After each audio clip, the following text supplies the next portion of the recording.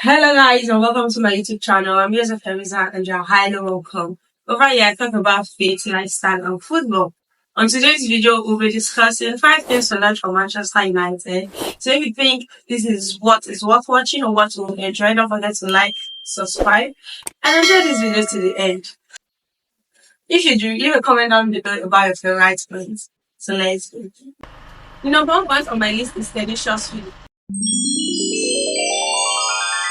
If stepping up is the game, then Kwambala is the name. In a high-pressure game like Liverpool, stepping up as the only other option we have as a centre-back is evidence of your quality as a player.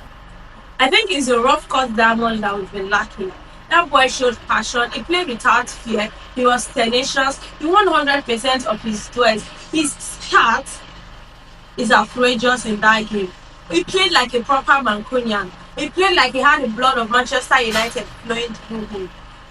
He's just 19, bro. He's just 19. I think Carrington has produced once more again. In the likes of Alejandro Garnacho, manU, and right now, Kwambala. The work that Eric Ten Hag is doing with these young stars cannot be overemphasized. I think we need to give him more credit for that.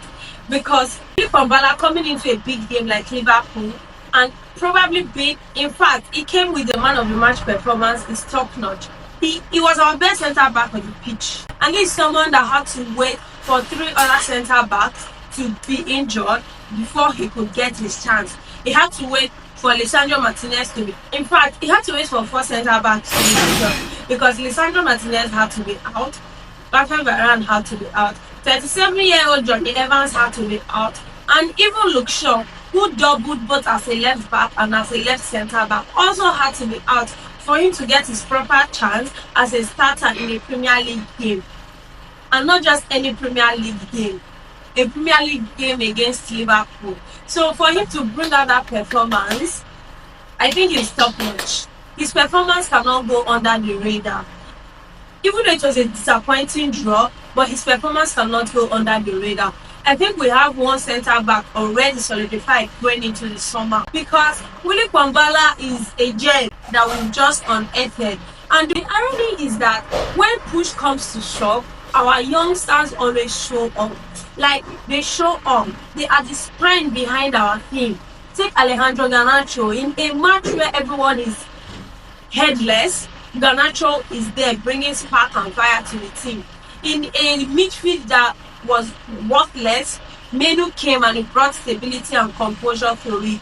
Now, in our centre back that we've been having defensive injuries and defensive problems forever, Kwambala came and he brought the man of the match performance there. I hope he continues his run, especially with this run of games he's going to have with the injury problems we currently have. It is absolutely outrageous the amount of injuries we've had to our back line. Luke Shaw is out. Theresa, I think he's probably in hiding because I don't think he's out. Probably in hiding somewhere. Rafael Varane has joined the injury list. Lisandro Martinez, I don't really know what's going on with him. He has been out since for the longest that I can tell. Coming back from injury, not even rehabilitating fully and getting injured in training, he's out again. Johnny Evans was out in our last game. Our last game was such a disaster that we had to play 3 centre backs in one position. We had to make 2 subs in one position.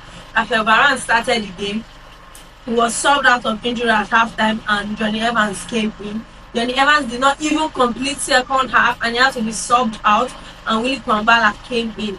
So I really don't know. Victor Lindelof is out. So imagine the 3 centre backs I even said were out is actually 5. Victor Lindelof, Rafael Varane, Lisandro Martinez, Johnny Evans, and makeshift Luke Shaw. So 5 centre backs had to be out for Kwambala to get his chance, and he did not flop. He did not fold under pressure. He's a diamond. Yeah, pressure makes the best diamond, and Kwambala just proved his worth to us, if I say so. The second point on my list is the unrealness of manU. manU is so unreal, guys. He is a world-class player. that scored a worthy goal. Many is not a goal scorer. He's not a 10. He's not a 9. But the quality of goals he scores, they are top notch. We're not even going to talk about his creative contributions to the team, but the number of goals, not even the number, the quality of goals he has scored is just outrageous for someone his age. Did you see that wordy he scored? I think that wordy is on repeat on my phone. I've been watching that goal over and over again. His technicality, God. I think everyone is talking about his composure, but I think his best trait is actually his technicality. His technical skills are far more beyond his age. He plays like someone that has been sharpened. If it's in Africa, we say he's our ancestor that was reincarnated. But the fluidity of his game too cannot be called into question. Like I said, I think our main focus in the midfield going into the summer should be a defensive midfielder. We need a defensive midfielder for manU. We need to unlock the full potential, and I think he has so much to give in the box-to-box role, in that 8th role. So we need to give him a solid base with an outrageous, we need to give him a solid base with an outrageous defensive midfielder. Exactly, with an outrageous defensive midfielder. Imagine a pairing of Kobe Manu and Prime Kante. God.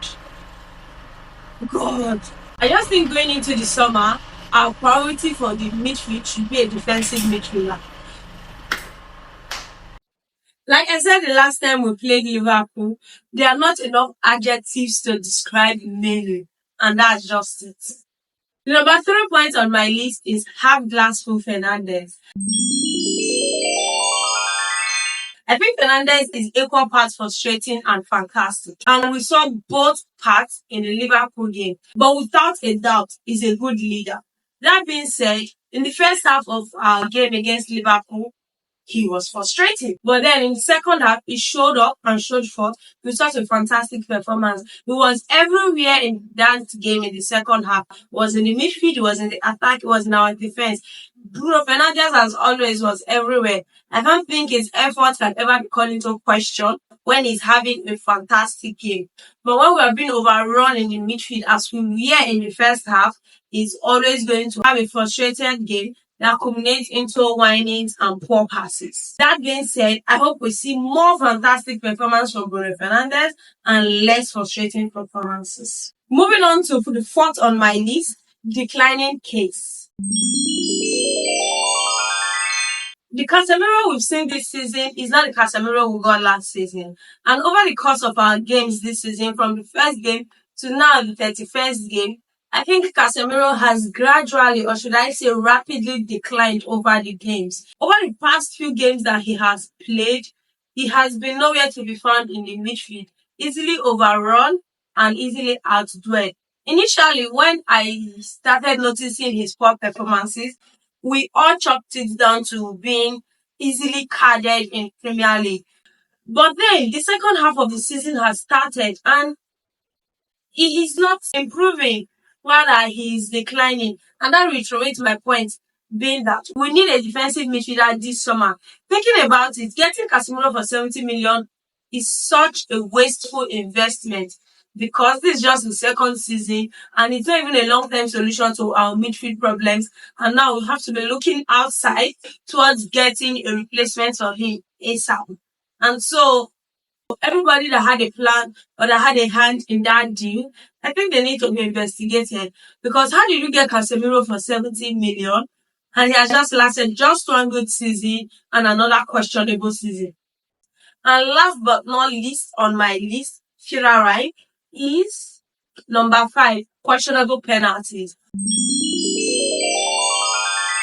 We've considered 3 penalties in the last 2 games, and all 3 penalties were questionable. The Anthony one against Chelsea, the Diogo Dalot one against Chelsea, and even the Aaron Bissaka's own against Liverpool. They were all soft penalties, like too soft to be given. And if anyone should have been given, probably the Anthony's own. But the Aaron Bissaka's own against Liverpool, how did that end up being a penalty? Just how? We all know he should not have gone to the ground tackling like that, but he did not make contact. He never made contact with the ball nor with the player. Instead, it was the player that tripped on his own feet, ended up kicking Aaron Bissaka and falling over him. Yet the penalty was given. How and why? We keep being robbed game after game with dubious penalty calls. Penalty calls that if they were in our half or in our favor would never be given. Like the Rasmus Holland call against Arsenal earlier in the season. That is all time a red card and a penalty. But neither a yellow card was never given for that. Neither was a penalty given. We've had times and times again that we've had possible penalty calls that were never given in our favor. And now we've had three soft calls given against us. All in all, both of these calls came in the 80th minute after Garnacho has been subbed off.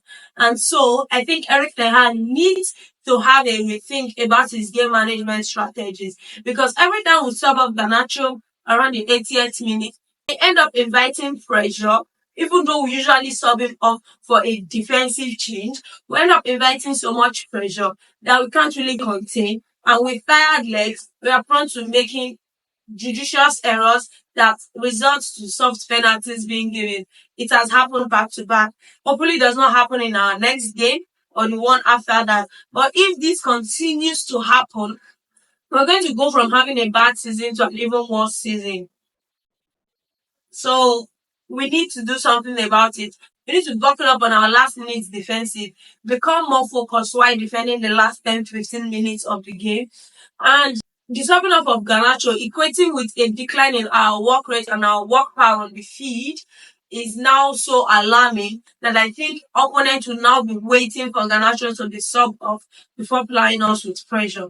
And so therefore, Garnacho's work rate and input into the team cannot be overemphasized, because it's that same work rate you expect from players like Rashford, but he does not put 1/10 of it into it. He does not put 1/10 of it into it. And so at the end of the day, the senior players that are supposed to have the spine of the team, they are spineless. And now the youngsters that are supposed to be looking up to the senior players are the one carrying this team on their back. From manU to Garnacho to Kwambala yesterday, they are the ones carrying this thing on their back. And last but not least, I'm going to give a special shout out to Onana. He made very fantastic saves in he made very fantastic saves in the game against Liverpool, as he has always made, growing into his United shirt over the past few games. I know we conceded another 20 plus shots in the game. We need to do something about it, because we are too Porous and so prone to conceding shots. But that being said, we've not had a terrible season. It's a bad season, but we have 7 more games to go. We can build upon it and get something out of this season. Our last hope is FA Cup. So all I'm looking forward to right now is commentary game. Every other game in the Premier League is just racking up points and maintaining our current position, because I think top four is far from us at this moment and at this point. So that's that for that. 35 games we learned between Liverpool and Manchester United for their 2-2 draw at Old Trafford. If you've watched this video to this end, comment your favorite point or comment one other point that you think was worthy of note or worthy of mention about the things you saw or learned from the Manchester United game. Until I see you again, I remain Ihezue Theresa. Bye!